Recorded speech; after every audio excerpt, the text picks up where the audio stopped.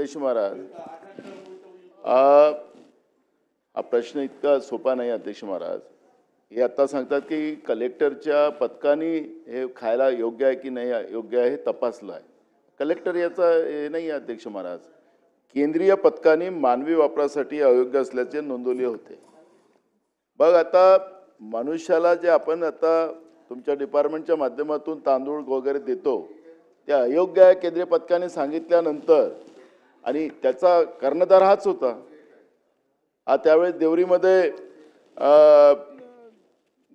होते ते गुणवत्ता निरीक्षक म्हणून आणि एक भ्रष्ट अधिकारी तुम्ही तिथं ठेवून शासनाचं गोडाम भाडे असतील, शासनाचे गोडाम असतील त्याला देणार नाही, खाजगीला देणार, कोट्यावधी रुपये तुमचं.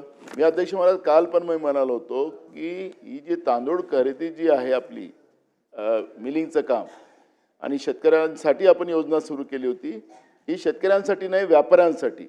अधिकारी आणि व्यापारी आणि हे अधिकारी जिल्ह्यापुरतंच नाही अध्यक्ष महाराज, हे रॅकेट आहे मंत्रालयापर्यंत.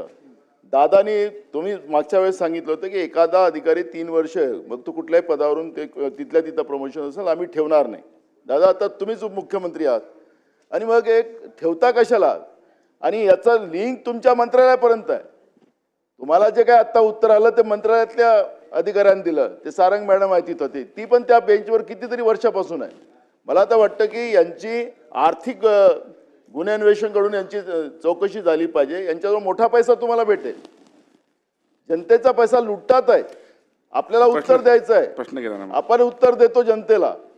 आणि म्हणून मला याला आता तातडीने बदली तर कराच, पण यांच्यावर आर्थिक गुन्हे अन्वेषणाच्या माध्यमातून मंत्रालयातले सारंग मॅडमचा मी उल्लेख मुद्दाम करतो, त्यांच्या सकट यांच्या सगळ्यांचं आपण चौकशी करणार का आणि याची बदली तातडीने इथून करणार का, हा माझा प्रश्न आहे. मंत्री महोदय. अध्यक्ष महोदय, संबंधित जे अधिकारी आहेत ते नक्कीच त्या जिल्ह्यामध्ये गेल्या अनेक वर्षांपासून आहेत.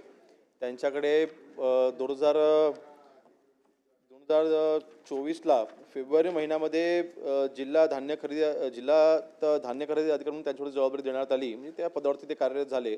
आणि ऑक्टोबर 2024ला त्यांना DOCला अतिरिक्त चार्ज आपण दिलेला आहे. आणि त्या अगोदर ते विविध पदावरती नक्कीच गोंदिया जिल्ह्यामध्ये ते कार्यरत आहेत. त्यांच्या बाबतीमध्ये आपण जी तक्रार केलेली आहे, थोडक्यात उत्तर नानाभाऊ, आपल्याला आपल्या मताशी मी 100% सहमत आहे. ज्या अधिकाऱ्यांवरती आरोप लागत असतील अर्थातच असे अधिकारी 10-10 वर्ष एका जिल्ह्यामध्ये असणं हे अजिबात योग्य नाही, हे मला देखील पटत नाही. त्यामुळे आपण मागणी केल्याप्रमाणे नक्कीच या अधिकाऱ्यांची योग्य त्या ठिकाणी बदली केली जाईल. चला पुढे जाऊया. लक्षवेधी क्रमांक 16 श्री राहुल पाटील. क्रमांक 16 नाही सदस्य नाना पटोलेंनी फार गंभीर मुद्दा उपस्थित केलेला आहे. आमच्या राज्यमंत्री महोदयांनी सांगितलेले त्याची बदली करण्यात येईल. नुसती बदली नाही, त्यांनी सांगितलेल्या गोष्टी आपण सहसा आमदारांनी सांगितलेले सत्य मानून पुढची कार्यवाही केली जाते. त्याच्यावर पूर्णपणे आम्ही इन्क्वायरी त्याची लावू आणि ते ACB कडनं इन्क्वायरी करू. धन्यवाद. लक्षवेधी क्रमांक 16 डॉक्टर राहुल पाटील. अध्यक्ष महोदय, वितरित केल्याप्रमाणे अध्यक्ष महाराज, ही राज्य शासनानं मुख्यमंत्री युवा